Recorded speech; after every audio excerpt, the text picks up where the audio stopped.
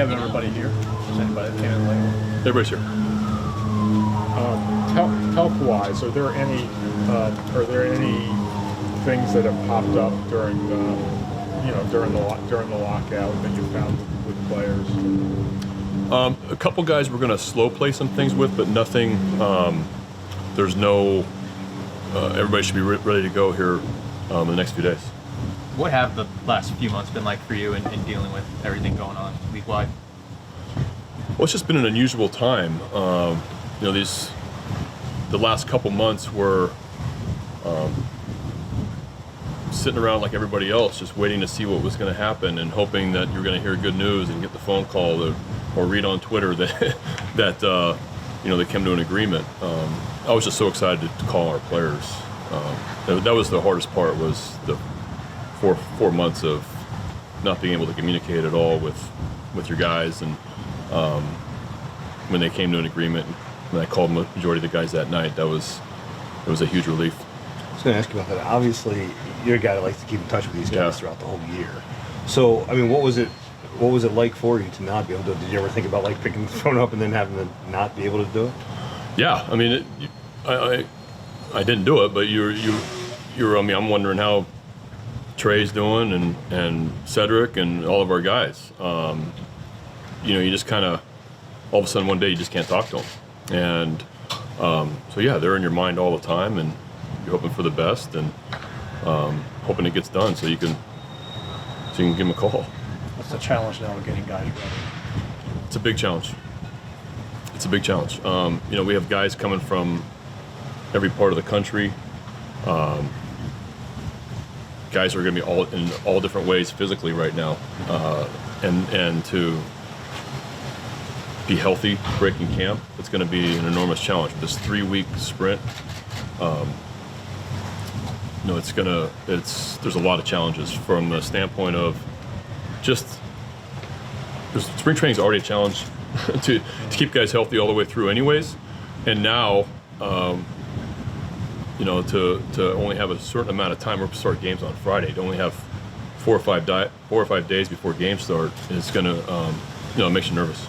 Summer camp a couple years ago, obviously very bizarre circumstances. Anything to gain from that, just the immediacy of then and the short time period they can take now? Yeah, I think we can kind of look back on that, but this is a little bit different in that there's I don't think anybody really had an idea of when we were going to start, and so guys are in different places physically right now. Back then we had that spring training already. I felt like our guys stayed ready throughout that. If we got off to a good start when we started back up, I think our guys stayed ready so well. But this is a little bit different because there's an entire off season and we couldn't keep track of anybody. How hard is it going to be as far as rotation is concerned? Because you want to see some of these guys and see what they look like this year versus last year or whatever. For sure. You're not going to have much time with that.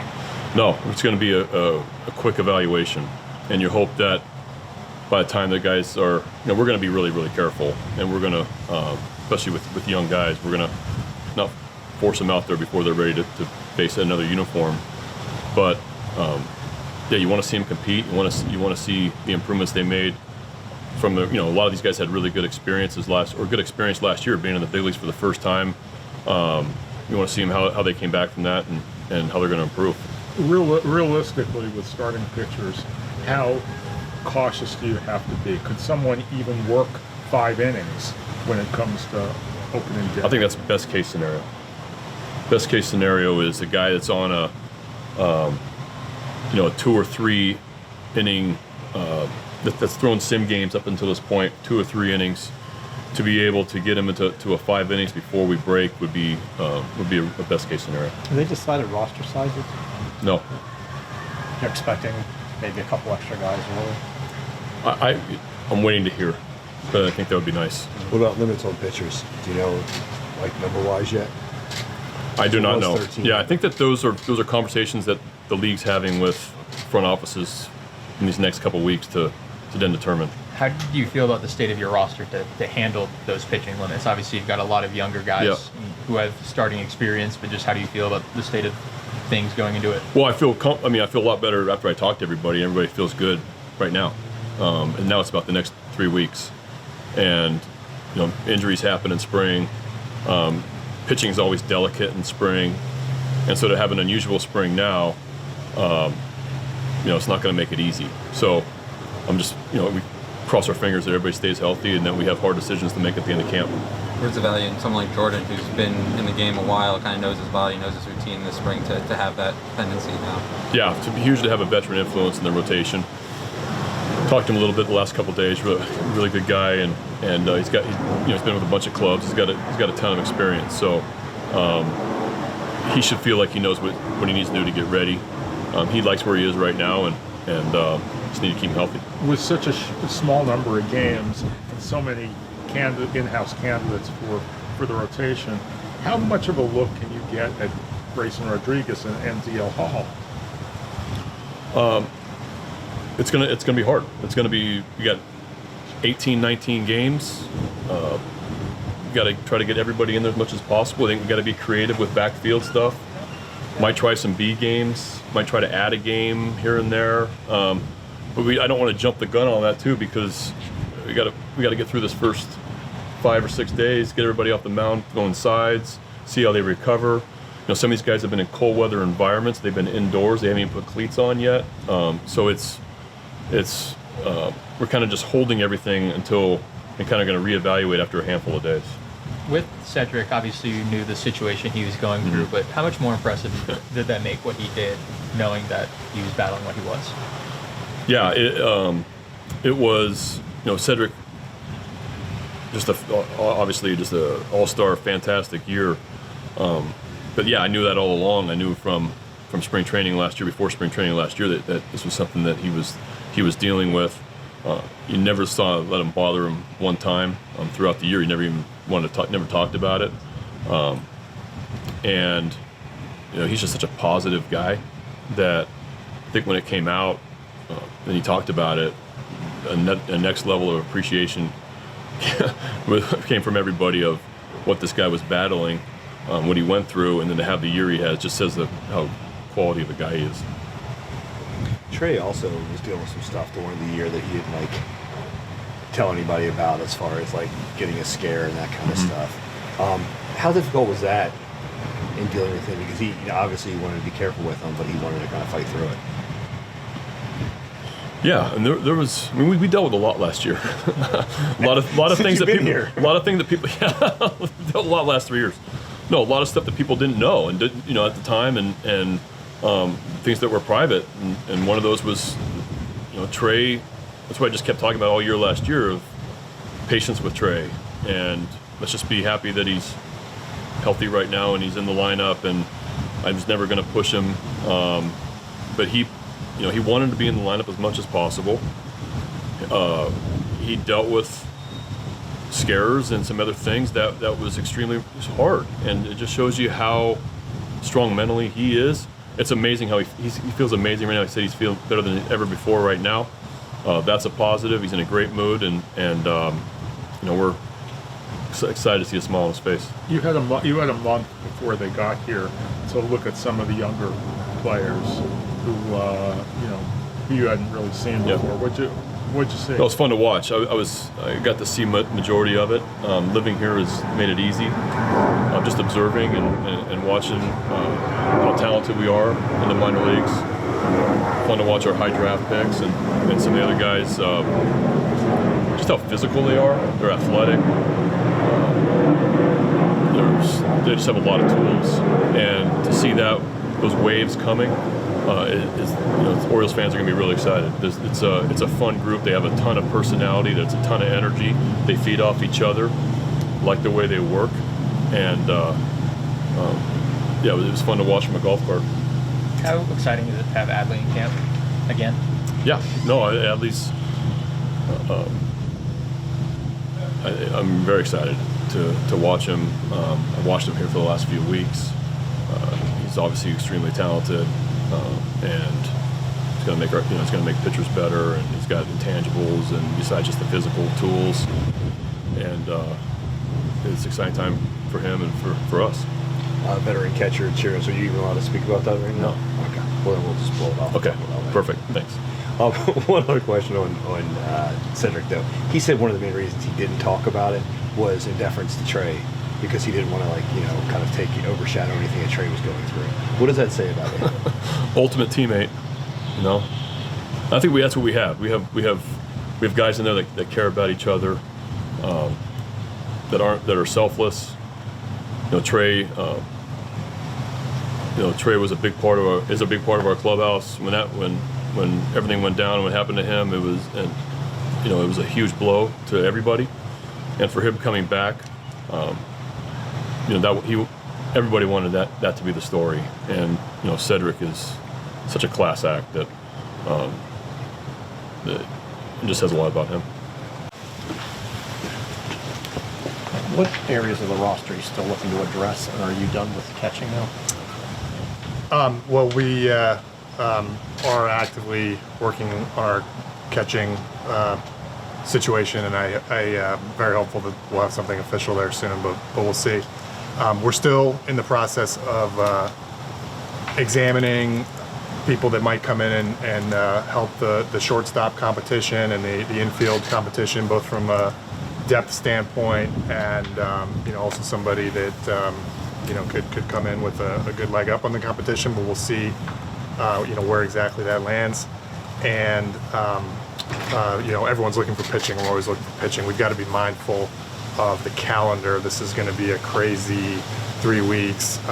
We've kind of been through this before in 2020, but I think this is going to be more challenging because of the 162 game season and the lack of contact that we've had until just recently with these guys, and wanting to be careful with a number of our pitchers. So once again, no playbook for that, but it's something that we're bearing in mind, and we want to have some external competition from the 40-man roster for the pitching staff, but also the group of pitchers that we have on the 40-man roster that we like, that are still in the process of kind of getting their footing as major league starters or major league relievers. We want to leave some availability for those guys to do their thing this year too, and we continue to evaluate them. Given where you are with your roster, do you anticipate making any multiple year offers, or do you think if you bring people in right now, it's going to be a 1 year variety? Yeah, it's probably unlikely that we're in multi-year mode at this point in time. I mean, you never say never. There's still a lot of free agency happening, and also the trade discussions are kind of feels like late July. So I don't know, but I'd hedge against it at this time, to answer your question. What have just the last few months been like in dealing with the things that were in place during that time? I hate to say this, but we're getting used to uncertainty in this business. It's been 3 years of new rules, new calendars, new considerations, new protocols every day, and we don't complain working in professional sports by any stretch, but it's been challenging, and it has colored everything that we've had to do over the last 3 years. It's been the first and foremost thing on your mind when you go about your business, is just what about this? What happens if this happens? We just can't plan. Everybody's dealing with it. Everybody's making progress with whatever they're doing with their organization despite all this. I count us amongst that group. I think we've gotten a lot done as an organization over the last 3 years despite these challenges. But I know that us and the players, we're all really, really hoping for and looking forward to a nice multi-year stretch of normal, thriving Major League Baseball and minor league baseball. One of the big stories in camp is going to be Rutschman. Will this new CPA and the rules factor into whether he starts the season with a team? No, it's nothing to do with rules. He's in Major League camp. He's one of the brightest talents in the minor leagues in the sport. He's been through a lot the past couple of years, like everybody. I think if you're in Major League camp, you've got a shot to break with us. When you're not on the 40-man roster, it's oftentimes different than the guys that are already on the 40-man roster, but I'm really looking forward to seeing what he's going to do, and we'll see what group of catchers we really finish here in terms of putting together for our camp here soon, but it's going to be exciting watching. How much did the shortened spring training impact your non-roster invite list? Were there some guys you would have put on it otherwise? Yeah, a lot, and we're still going. There's going to be, I think, some additional free agent guys that have major league experience. I think the biggest impact is a lot of our top prospects that really realistically don't have a chance to break opening day. Some of the guys that like finished in Bowie last year, I would say, that we're super excited about. You know, ordinarily you'd have them in here for experience. You know, you'd have a Colton Cowser in here for experience. And we just decided with the calendar, it didn't make sense to bring them in as official invites and then send them out so as quickly as we're going to need to thin the numbers down. That said, we do plan on pulling those guys over to play in some games, hopefully, because I know Brandon's planning to not have some of our major league guys up on their feet for 9 innings as you've been doing a normal with spring training, but also this year in particular, it's like a little more sensitive. So we'll be seeing some of those guys, and I think that'll be fun, even though they're not official NRIs. What was the challenge the past couple months of guys injured at the end of last season, get surgeries at the end of last season? You couldn't monitor them as closely and kind of what's the process been like getting them back up to speed and seeing where they're at? That's been tricky. I think, fortunately, anyone that had a invasive procedure, it happened before the lockout, so we're able to kind of get our arms around it. And it doesn't sound to me like anything too eventful happened during the lockout. That we weren't aware of or prepared for. So I know it's just been weird for our doctors and trainers to not have the normal, and strength coaches and baseball coaches to just not have the normal insight to what these guys are doing. It wasn't great for anybody, but hopefully it doesn't happen again. You don't play in Toronto until June, but do you have an idea of how those rules will impact your roster? Well, right now, as it stands, and I guess it's up to the Canadian government, so not something that baseball has a lot of control over. But it sounds to me like unvaccinated players may not be able to go play in Toronto. Fortunately for us, we have a very, very high percentage with this group of vaccinations, so we're probably less affected than what I read about other teams in our division. Have you looked at adding any veteran outfielders? Not really, because we have a lot of depth on and off the 40-man roster there. I mean, that could change with one injury right out the gates or an opportunity that's out there, but it has not been a big priority for us because we want to see these guys play, these outfielders. How long can you wait on pitchers? Because obviously you guys got to get going and build these guys up. But somebody might fall to you as far as monetarily speaking. How much can you wait on pitchers right now? Well, I think in terms of being a stretched out guy, meaning a multi-inning guy or a starter on opening day, it seems to me like the clock is ticking in the next couple of days. But we are actively looking at guys that, with the mindset of perhaps not having them break the opening day team and letting them ramp up responsibly and then joining the team. That's going to have to happen for some of these guys as it goes further, and just one of those things this year. Disappointing for you about no Rule 5 draft. That's been the way you guys have been able to fill out the roster. We would have had the number 1 pick. I'm sure we would have taken somebody. On the other hand, I'm sure we would have lost a player or two from our own organization, and we liked them. And so it's just one of those things. It's affecting all the teams pretty much equally, and we move on quickly when stuff like that happens. Do you think Kerstadt's going to be ready to play at an affiliate to start the season? Well, unfortunately, he pulled his hamstring the other day in a game. He was looking great. It was one of the first few real baseball games he's played in a while. He was diving for a ball, and at this point in time, that's really all we know. We're going to get some diagnostics further.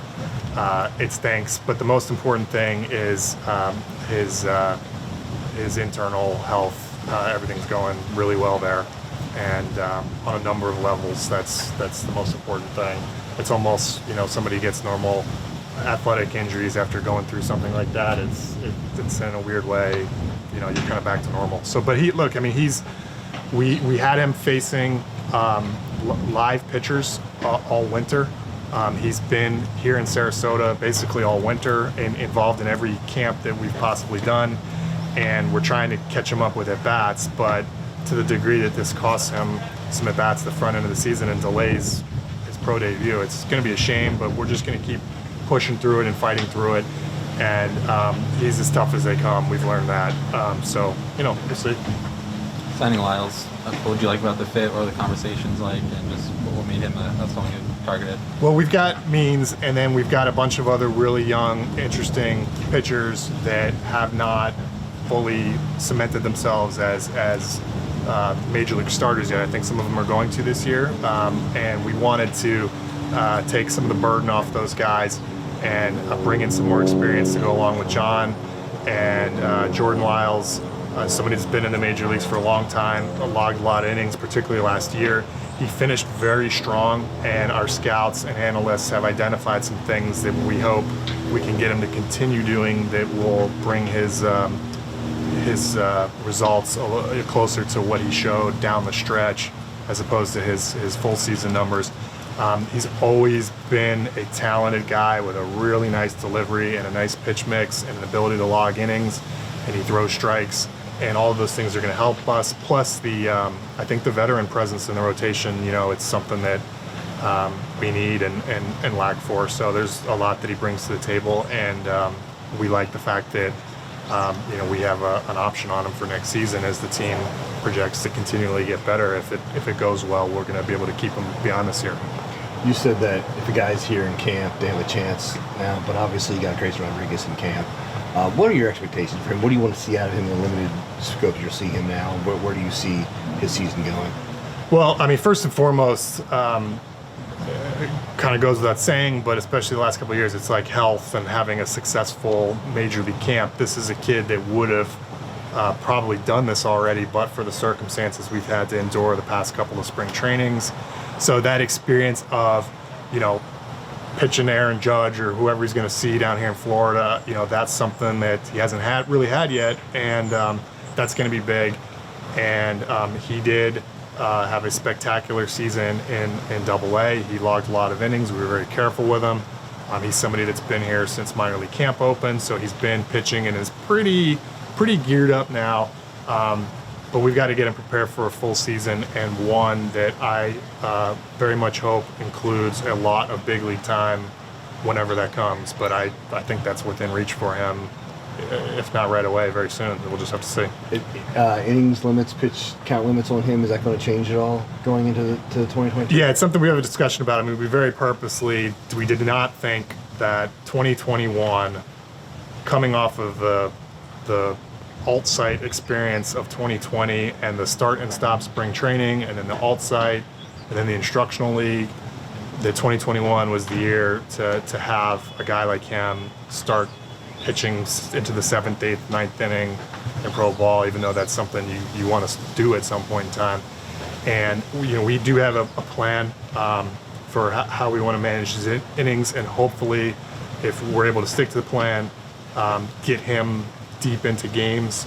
It's probably not something that we're going to do early in the spring, but if things are going well and we get later in the spring, we might start seeing that, and we want to see that. But I'm happy about the decision that we made to kind of keep him to 5 innings or so last year. And you'll look, and the guy threw I think 120 innings last year. So he got the innings totals, and had we gone further than that, we would have had to shut him down early. And I think the fact that he was able to pitch across the calendar so long was more valuable to him than having a couple games where he goes into the 7th. Coming off last year, kind of a similar question. How do you view the progression for DL Hall? Well, he did not throw many innings last year because of his early injury. The great news, the most important thing, is that has healed. During the lockout, he has been throwing hard. He's kind of ready, but we want to be smart with him and be careful with him, because platforming off of the 39 real innings that he threw last year, whatever the number is, it's a little tricky. But he's on the roster. I think if he's throwing strikes, he's pretty close to big league ready. We may see this guy in the big leagues this year, and we may see him quick if it's the right thing to do. And so managing that with being responsible about his career and innings total. And again, this is an inexact science. Going through 3 years of this and just innings budgeting as it, there's no data behind this, but we just we bring all of our experts in and try to do the most sensible thing that we can, and we're certainly going to do that in his case. He's a hell of a talent.